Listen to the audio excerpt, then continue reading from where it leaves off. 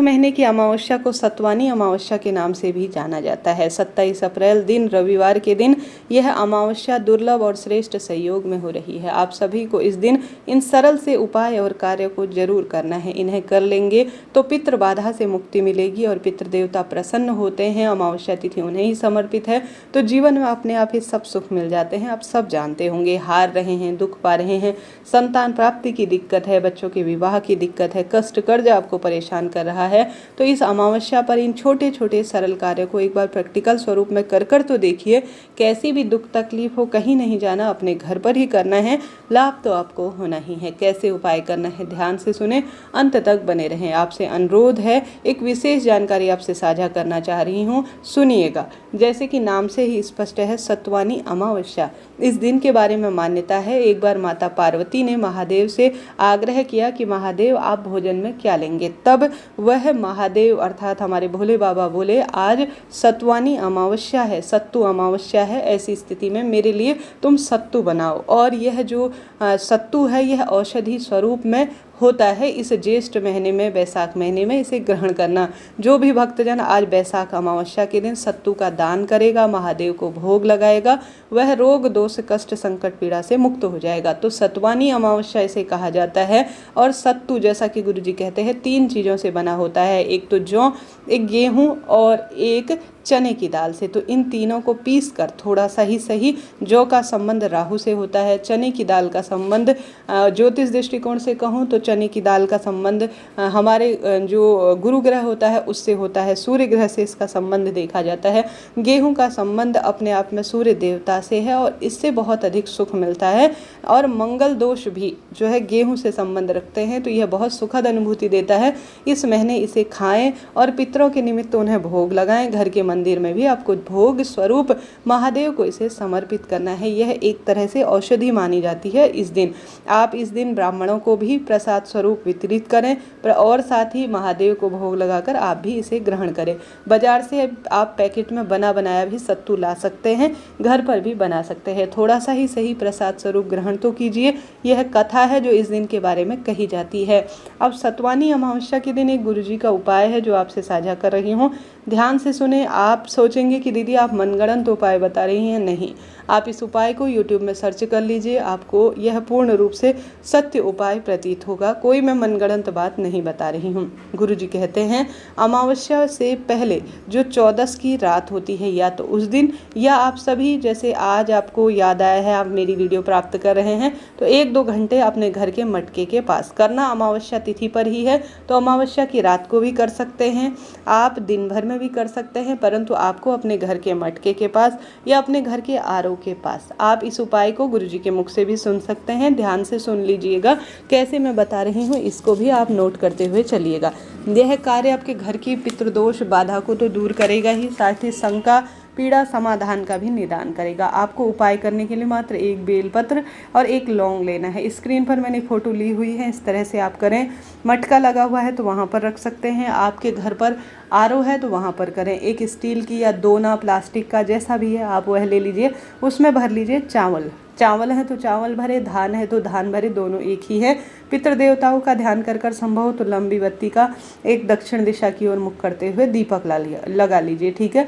कटोरी में आप चावल भर लीजिए, अपने घर के मटके के पास रख दीजिए, 1 बेलपत्र 1 लौंग उसके ऊपर आप रख दीजिए, ठीक है। अब इसे ले जाकर आप सभी, जैसे आपने 14 की रात या अमावस्या के पूरे दिन या जब भी आपको समय मिले 2, 4, 6 घंटे या रात्रि भर आप रखें, अमावस्या की रात्रि या अमावस्या के दिन जब भी आपको समय मिले आप इसे ले जाकर, जो आपने रात भर वहाँ पर रखा हुआ है अपने घर के मटके के पास, 1 बेलपत्र 1 लौंग, उसे ले जाकर अपने पितरों का ध्यान करें। संभव हो तो घर में घुमाएं, नहीं तो कोई विशेष आवश्यकता नहीं।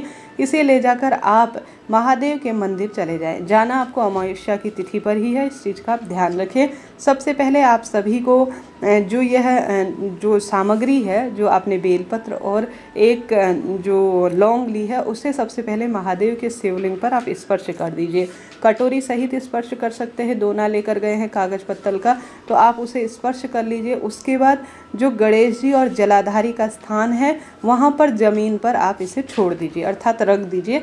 बाद में जो चाहेंगे इसे ले जाएंगे, कोई दिक्कत चिंता टेंशन की बात नहीं है। ठीक है।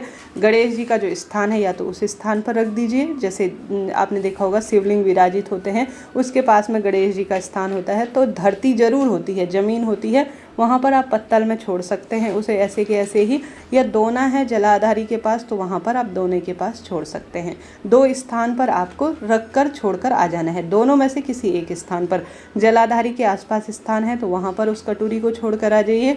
गणेश जी के स्थान पर अगर रखने की व्यवस्था है तो वहाँ पर उसे छोड़कर आ जाइए। रखना सीधे जमीन पर है, ठीक है। स्पर्श सिर्फ शिवलिंग पर कराना है। और रखना कहाँ है? अपने घर के मटके के पास लौंग और एक बेलपत्र को, ठीक है। यह बहुत श्रेष्ठ उपाय है और यह बैसाख, चौदस और विशेष तौर पर अमावस्या पर ही करना सबसे श्रेष्ठ और उत्तम माना जाता है।